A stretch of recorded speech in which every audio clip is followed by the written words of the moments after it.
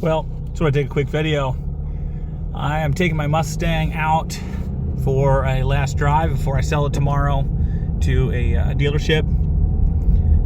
The Mustang I have is the 2024 Ecoboost, and you know, it's kind of a little bit of a love-hate experience with this car. It's certainly not the most annoying car I've owned, but it's also not the most satisfying car I've owned, and I'll just go over a few of those points. So first, with the pros on this car, I'll hit pros and cons. Pros on this car: it is very comfortable. It is very quick. It handles nicely. It seems fairly well built. The interior quality is pretty good. I honestly think the paint quality is pretty good. You know, so from that perspective, I feel like it's a pretty good value. And when I bought this car, I ended up paying $6,000 below MSRP, which at that point, we're talking $26,500. It is an incredibly good value.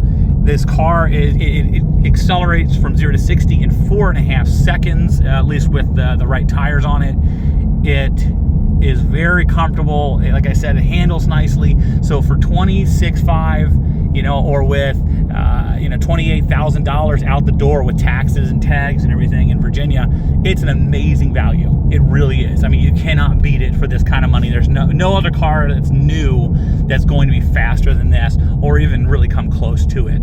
So from those perspectives, I think it's a fantastic value. So a couple of things that I think are cons on this car. First and foremost, Ford decided to not give the EcoBoost a manual shifting on the base model. I personally think that's kind of a gatekeeping method. I understand people will argue that. I've seen on the forums they argue that. They just say, oh, it's your choice. You paid for the car. And I get that. I did. I paid for the car. But when a Ford Transit van and F-150s, they have manual shifting, but Ford chooses to not have the Mustang have manual shifting on the automatics unless you pay for a pretty hefty upcharge for a performance package, I kind of find fault with that. So I personally think it's a little irritating they did not include that unless you wanted to pay $3,500 for a performance package, which I think is just outrageous to not include the paddle shifters on an automatic performance car. And I will say that it's a performance car. It's just too fast to be called just like a little sporty car. It's seriously fast. So I don't know. I don't really like that. The transmission itself is not the best. I would just call it okay. It does a lot of weird shifts. It's always hunting for gears. It's a 10-speed automatic, and let's be honest, it's just too many gears.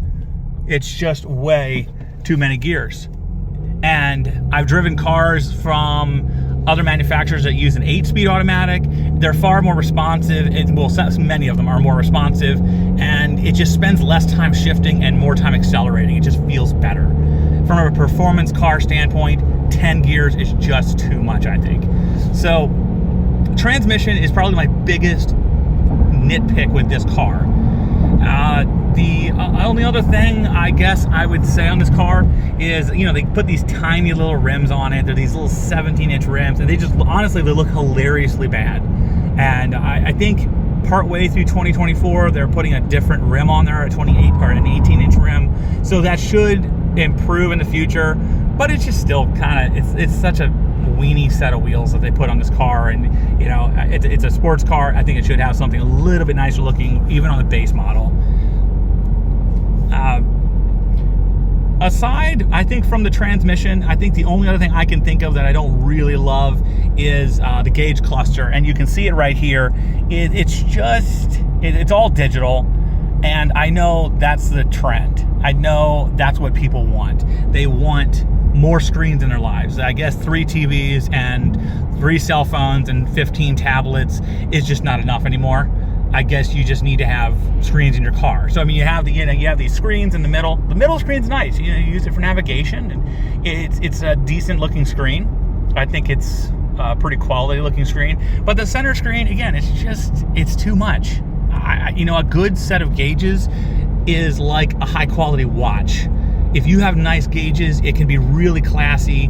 It's timeless. It doesn't look bad in 5 years. And I guarantee you, this gauge cluster is going to look dated in several years. 5 years or so, this is going to look way behind the times. There's going to be newer screens, better graphics. It's just going to look bad. So in my opinion, that's the second serious nitpick I have with this car. Overall though, still a fantastic value. I'm selling mine to go for a stick shift Mustang, and I'm going to find something, probably, honestly, I'm going to go a little older to find something that's a little more back to the basics. Still the same kind of, well, maybe not quite the performance, because it's hard to beat it at this price point, but something that is going to be a little more enjoyable to drive from a enthusiast standpoint. So anyway, thanks for watching the video. I hope everyone is doing great, and God bless.